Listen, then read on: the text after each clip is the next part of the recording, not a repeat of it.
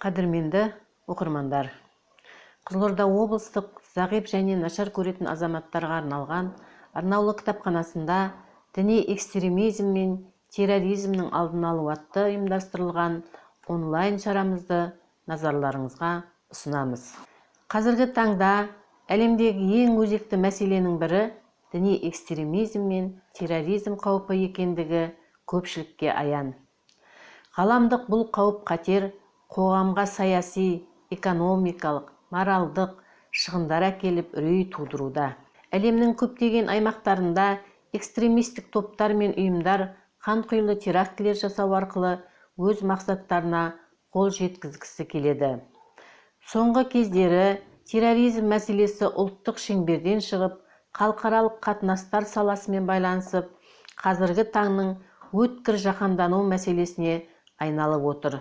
Себебі, терроризм тек дәстүрлі шиеленіс аймақтарында ғана емес, дамыған әлем мемлекеттерінде де байқалады. Террористік әрекеттер көптеген адамдардың қазасына, қалпына келтіре алмайтын материалды және рухани құндылықтардың қиратылуына келіп, мемлекеттер арасына от салып, әлеуметтік және ұлттық топтар арасындағы соғысты, сенбеушілік пен жек көрушілікті өршітеді. Сонымен қатар, терроризм мен экстремизмнің ең қауіпті түрі діни экстремизм. Діни экстремизм дегеніміз, саяси күштердің өз мақсаттарына жету үшін дін атынан мемлекетке қарсы жасалған немесе бағытталған күресі. Сөйтіп олар өз билігін орнатуға немесе айтқанын орындатуға ұмтылады. Дінімізді бұрмалап, әртүрлі жаңалықтарды енгізіп, дінімізден, тілімізден, мәдениетімізден, қазақты қазақ етіп көрсететін салт дәстүрімізден, ұлттық құндылықтарымыздан айырып, халық арасында араздық, дұшпандық, жек көрушілік, тасбауырлық тудырып, ынтымағынан, бірлігінен айырып, ұмыттырғысы келгені, түрлі ағымдардың өте белсенді түрде жұмыс жасап жатқандағы осының дәлелі. Сонымен қатар, көптеген діни ағымдардың пайда болуына байланысты, қоғамда керіс саяси ұғымдардың пайда болуы, адамның сана сезімін улайтын, әлемдік діндердің атын жамылып теріс бағыт беретін діни секталардың экстремалды түрде қаптауы халыққа зиянын тигізіп жатыр. Соңғы жылдары біздің елімізде дін атын жамылған содырлық әрекеттер орын ала бастады. Республиканың батыс және оңтүстік аймақтарында орын алған лаңкестік оқиғалардың мемлекет қауіпсіздігіне төнген қатер екендігі айтпаса да түсінікті. Мемлекет діни экстремизм мен терроризмнің алдын алу үшін ең алдымен оның құқықтық негіздерін жетілдіруі қажет. Орта білім мекемелерде дінді дұрыс уағыздайтын кітаптарды оқыту керек. Себебі, дінді дұрыс білмеген балалар діни секталар, діни экстремизм мен терроризм идеяларының таралу жолдарына бөгет қоюды құқықтық тұрғыда нығайту қажет. Ол үшін діни экстремистік ақпарат тарататын ғаламтор сайттары мен әлеуметтік желілердегі аккаунттарды бұғаттап, әдебиеттердің таратылмауының ұтымды жолын қарастыру керек. Республикадағы соңғы тіркелген лаңкестік оқиғалардың орын алуының себептеріне үңілгенде, терактіні ұйымдастырушы содырлардың діни ақпаратты ресми орындардан алып, теріс діни түсініктермен қаруланғандығы мәлім болды.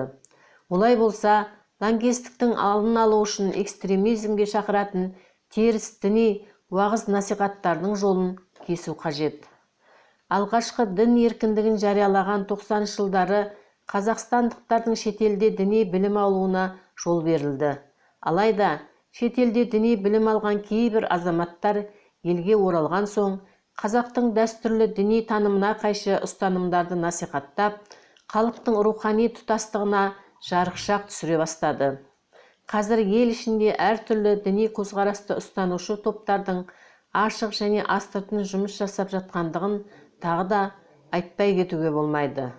Бұл теріс діни құбылыстың Қазақстан халқының бірлігін сақтауға кедергі келтіретіні айтпаса да түсінікті. Ал оның алдын алу үшін діни білім алудың кешенді бағдарламасын дайындау қажет. Әсіресе шетелдерде діни білім алуды қадағалауды күшейткен жөн. Діни экстремизм мен терроризм қылмысымен айыпталушылардың жазасын ауырлату, діни лаңкестіктің алдын алудың құқықтық амалдарының бірі саналады. Десе де террорлық қылмысқа ауыр жаза қолдану адамдарға тән азабын шектіру мақсатында емес, қоғам үшін діни экстремизм мен терроризмнің жат екендігін бойға сіңіру мақсатында іске асырылуы тиіс. Діни экстремизм мен терроризм қылмысымен айыпталушылардың жазасын ауырлату, діни лаңкестіктің алдын алудың құқықтық амалдарының бірі саналады. Десе де, террорлық қылмысқа ауыр жаза қолдану адамдарға тән азабын шектіру мақсатында емес, қоғам үшін діни экстремизм мен терроризм жат екендігін бойға сіңіру мақсатында іске асырылуы тиіс. Қазақстанда қалыпты діни ахуалды қалыптастыру үшін экстремизм мен терроризмге қарсы күрес кешенді түрде қолға алынып отыр.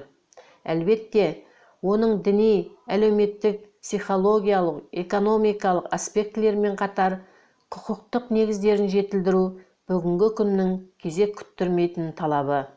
Елімізді қуатты мемлекетке айналу мақсатында ел қауіпсіздігіне қатер төндіретін әрбір мәселені дер шағында алдын алғанымыз абзал. Әрине, ол үшін әрбір азамат бей-жай қарамай атсалысуы керек-ақ. Тыңдағандарыңызға рахмет. Сау, саламатта болыңыздар.